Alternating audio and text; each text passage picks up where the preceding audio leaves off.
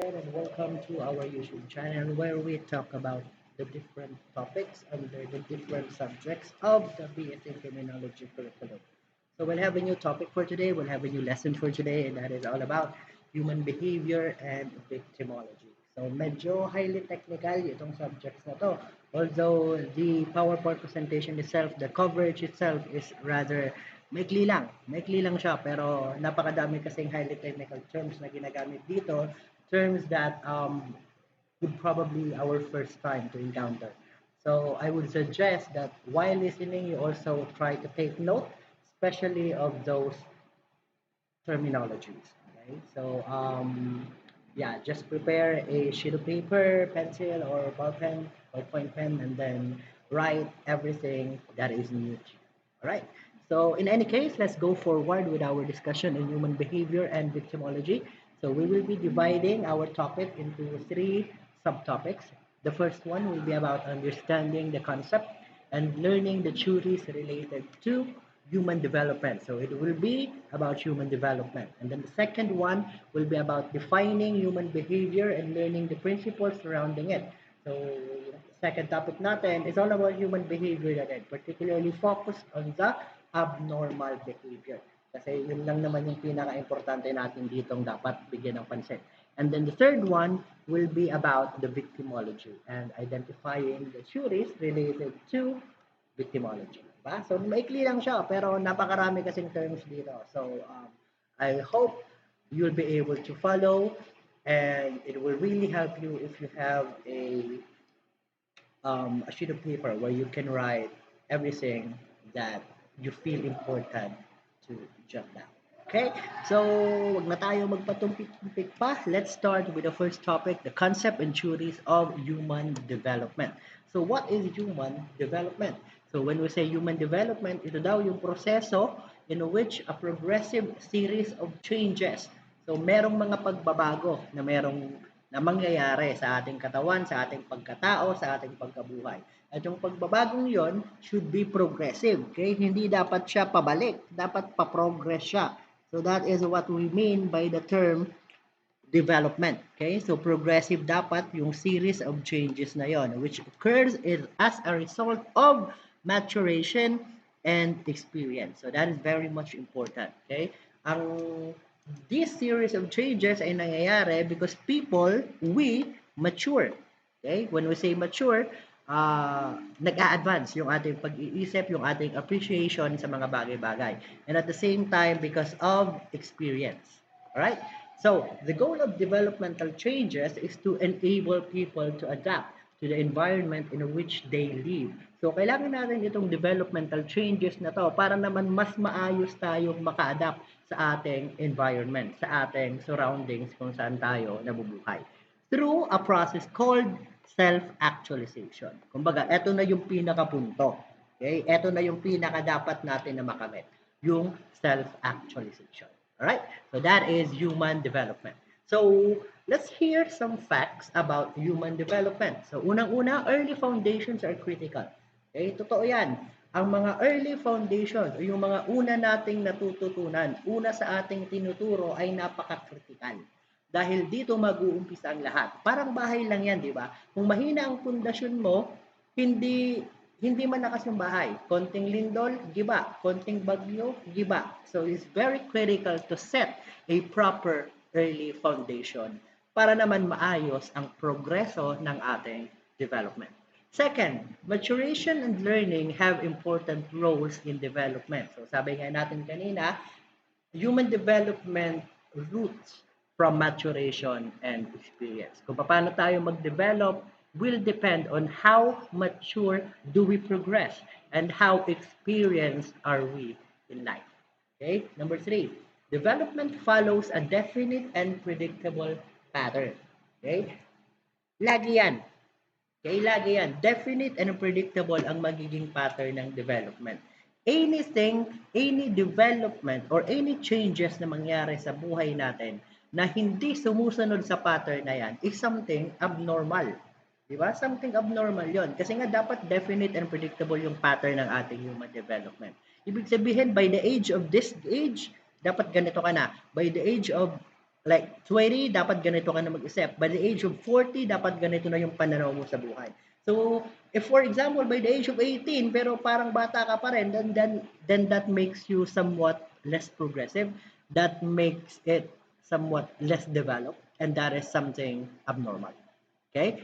Number four, all individuals are different. This is very true. Okay? Very unique yung ating development. Although predictable yung pattern, although definite yung pattern, individually speaking, iba-iba pa rin siya.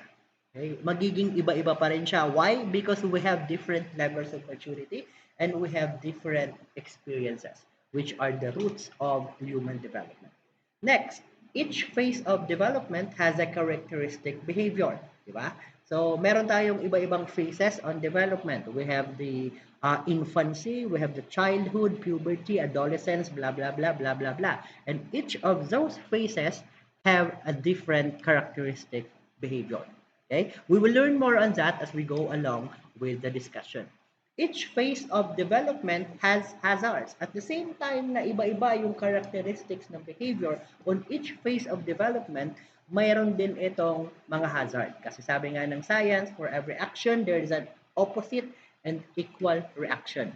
So, nagde-develop pa nga, pero at the same time, meron din mga delikadong pwedeng mangyari, pwede mong pagdaanan during that development. And these are what we call hazards. Okay? Next one. Development is affected by cultural changes. This is very true. The environment where we live in, the culture where we live in, has um, a huge effect on our development. We always abide by what the culture is trying to impose to us. Di ba? Kung ikaw ay nabuhay sa isang lugar, sa isang syudad na pilgrim, okay, kumbaga malakas ang paniniwala sa religion, then most probably your development is somewhat religious. Diba? If you grow in an environment, in a culture where medyo makaluma pa, pang panahong panikopong-kopong, then your development will definitely be affected by that particular culture. Okay, and the last fact about the development, human development, is that there are social expectations for every stage of development. Of course, the society will always have expectations as we grow old.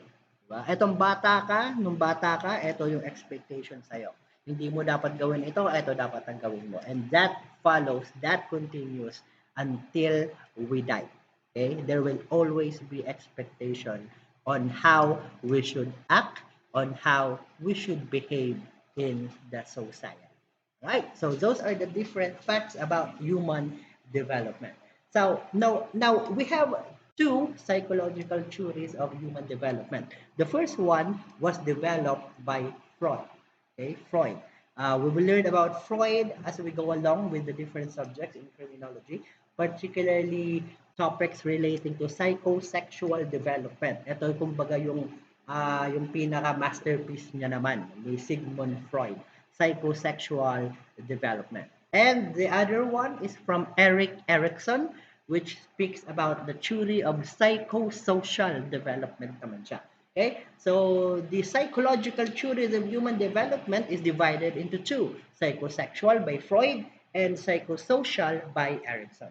Now, let's take a look at Freud's psychoanalytic theory. So, this is the psychosexual theory. So, according to Freud, by the way, this is Sigmund Freud. Okay? Siya yung Sigmund Freud na tinutukoy natin. Childhood experiences and unconscious desires ultimately influences our behaviors as adult. Okay? Yung mga experience daw natin simula nung pagkabata at yung mga kagustuhan natin na unconscious, ibig sabihin hindi natin pinag-iisipan, ay ultimately ini-impluwensyahan yung magiging behavior natin as adults. So, dinevelop ni Freud itong theory na to na much better na mag-e-explain kung ano yung mga unconscious desires na yon at yung mga childhood experiences na yon. And that theory is what we call psychoanalytic theory based on psychosexual changes of human development. All right. So let's take a look further on the psychosexual theory by Freud. Okay? So everything will start from the oral stage. So meron siyang stages of psychosexual development at yung pinakamababa dyan ay yung oral stage, which starts from birth until the 18th month. So that would be 1 year and a half. Okay? Hanggang isang taon may kalahati, ito yung tinatawag natin na oral stage. So ano ba ang nangyayari sa oral stage? In the oral stage, pleasure is derived from oral stimulation by activities like sucking. Kaya naman kung mapapansin natin ang mga bata na edad isang taong gulang or hindi pa nagdadalawang gulang, kapag sila ay nakakakita ng kahit ano, pulot, subo. Yeah, di ba? Pulot, subo. Kahit tae pa yan, sorry for the word, pulot, subo. Why? Because during that particular stage, the oral stage, yung pleasure ay nakukuha through oral stimulation. Okay? Oral stimulation. Pinapasok sa bibig. After that particular stage follows the anal stage. So that starts from 1 year and a half hanggang 3 taong gulang. Okay, ano naman yung anal stage? In the anal stage, pleasure is derived from eliminating bowels. When child become fixated in this, order and cleanliness follow. So eto na yung time kung saan natututo yung mga bata na eto madumi na to, hindi ko na to pwedeng kainin. Okay? Natututo na silang tumae, nandidiri na sila sa mga bagay-bagay. Di ba? Hindi na nila kinakain yung basta-bastang kung ano-ano man na napupulot nila. Okay? At yung pleasure ay nadiderive nila every time na nag-excrete sila ng waste. Okay? So, kapag natuto yung mga bata sa ganitong klaseng pag-uugali, natututo na rin sila ng order and cleanliness. Okay? So, dito na nag-uumpisang matuto ang mga bata. Pero merong mga bata na kahit na nasa edad na yan, 1.5 until 3 years old, medyo ano pa rin, nasa oral pa rin. Diba? So, that means that there is some problem with the psychosexual development of the child. Okay? Ito dapat yung pattern. Ito yung predictable pattern na tinutukoy natin kanina. Afterwards, when the child reaches 3 to 6 years old, papasok na dyan yung tinatawag na phallic stage. So what is a phallic stage? Characterized by a child's focus on excitement in relation to the genital area. So ito na yung mga times sa yung mga bata ay magsisimula ng paglaro-laruan yung kanilang organ. Diba? Parang tuwang-tuwa sila kapag pinipindot nila yung kanilang etc., etc., etc. Yun. So that is the phallic stage. So nakafocus yung excitement or yung pleasure na yon sa genital area. Okay? When we say genital area, yung ganon para sa lalaki, yung ganon naman para sa babae. Right? And then when the child reaches 6 years old until the puberty, so puberty is somewhere, I think, 12. Yeah, the maximum age is 12. And then 13 will start adulthood na tayo. Papasok tayo dyan sa adolescence. But in any case, from 6 years to puberty, papasok na dyan yung latency stage. So what happens in the latency stage? Considered as the period of exploration where the child learns social and communication skills. So dito na sila nag-uumpisang makisalamuha sa ibang tao. So ito na rin yung school time. Di ba? Hindi na lang sila sa family, nakakausap na nila yung classmate, nakakalaro na nila yung ibang bata sa kalsada, sa eskwelahan. Alright? So this is the latency stage. And then the last one is the genital stage. So that will start from puberty to adulthood. So what happens during the genital stage? During this period, a child undergoes physiological maturation. So nagkakaroon na ng physiological, kitang pagbabago sa katawan of sexual functioning and hormonal systems, di ba?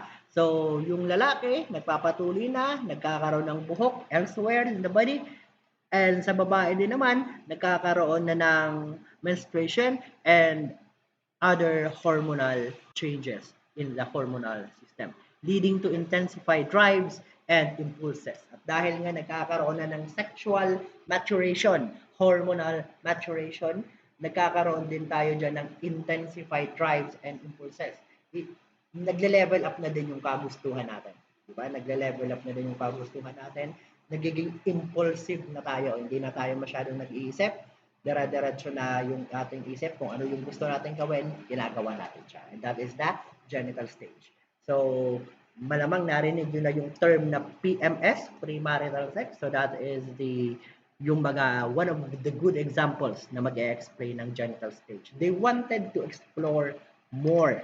Okay? Aside from social and communication skill, they wanted to explore more. And that is the genital stage. At ito yung pasunod-sunod ng stages according to Sigmund Freud on his psychosexual development. Okay? On the other hand, Erikson's psychosocial development naman talks about experiences when he says that social experiences influence our development. So, nakafocus si Freud sa katawan, okay? Sa sexual, sa psychosexual development ng isang tao. While si Erikson naman nakafocus sa experiences, sa environment, at kung ano yung ibinibigay ng experiences na yon sa ating development. So a major element of which is the ego identity, which constantly changes due to the new information acquired in the human lifespan. These experiences teaches us new information. And because of the information, nagkakaroon tayo ng changes, development in our personal life. And that generally creates our ego identity. All right? Just to explain more regarding Erikson's psychosocial development, meron din siyang stages in the human lifespan at meron siyang 10 stages. Okay? The first stage, according to Erikson, is prenatal period. So that begins from conception, time na binuntes, hanggang sa pagkakapanganak. Prenatal. Okay? And then next one is infancy. So that starts from birth until the second week, characterized with extreme adjustments. Diba? Napakadami ng pagbabago, especially pag second week pa lang yung bata. Walang tulog yung mga magulang dito because from time to time, meron silang makikitang something doon sa bata. Then the third one, babyhood. So that will start from the second week until the second year. So this period where socialization and creativity begins. Diba? Na-expose na kasi siya sa life. Na-expose na siya sa community, sa society, of course, sa family. Diba? So, nag-uumpisa na ditong mag-socialize and magiging creative yung mga bata. Diba? Kung ano-ano na yung kinakalikot, ginagawa, trying to satisfy whatever their minds are telling them to do. Okay, and then followed yan is early childhood. So that will start from 2 years until the 6 years. So for most parents, these are considered the problematic age. Diba? Masyado nang magulo, masyado nang malikot, hindi mo na makontrol, hindi na nagpapasaway yung bata. Okay? The next is late childhood. That is the age at which children becomes part of a group. So this is very much comparable to the latency stage of Sigmund Freud. Diba?